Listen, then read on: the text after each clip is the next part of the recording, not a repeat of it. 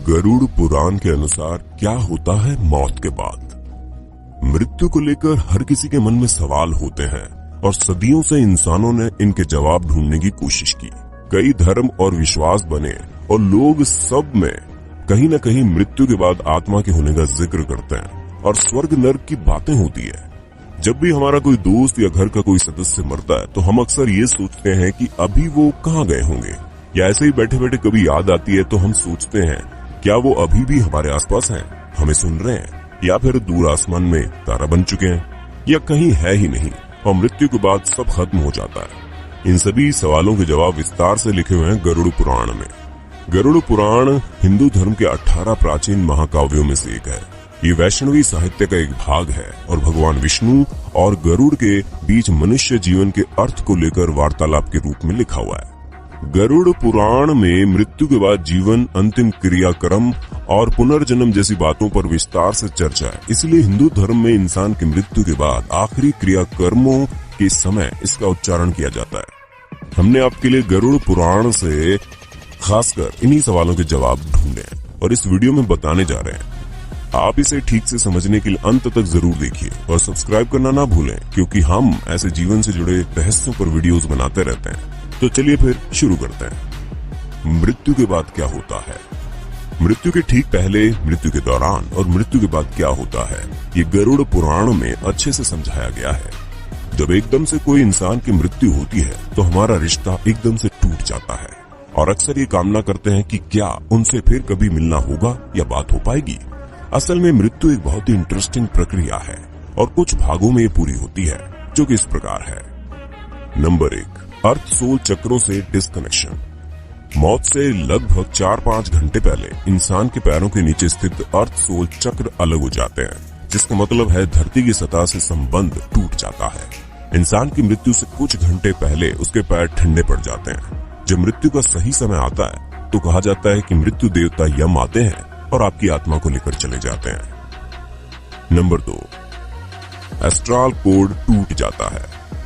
जब मृत्यु होती है तो एस्ट्रल कोड टूट जाता है, जो कि एक तरह से शरीर और आत्मा के बीच का कनेक्शन है। इस कोड के कटने से आत्मा शरीर से मुक्त हो जाती है और शरीर से बाहर और ऊपर निकल जाती है। अगर इतने लंबे समय तक शरीर में बने रहने की वजह से आत्मा को उसे छोड़ने में मुश्किल आती है तो वो छूने से मना करती है। वो शरीर से निकलकर वापस घुस जाती है और इधर उधर गति करती है। हमें ये मरने के बाद चेहरे, हाथ या पैरों के मामूली हिलने से पता चलता है। जैसे हमारे लिए किसी की मृत्यु को स्वीकार करना मुश्किल होता है, वैसे ही आत्मा भी शरीर की मृत्यु को मानने से इनकार कर देती है और तब भी जिंदा रहने का एहसास रहता है।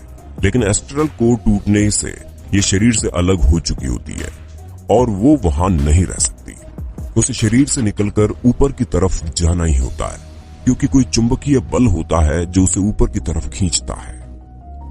नंबर 3, भौतिक शरीर का अंत।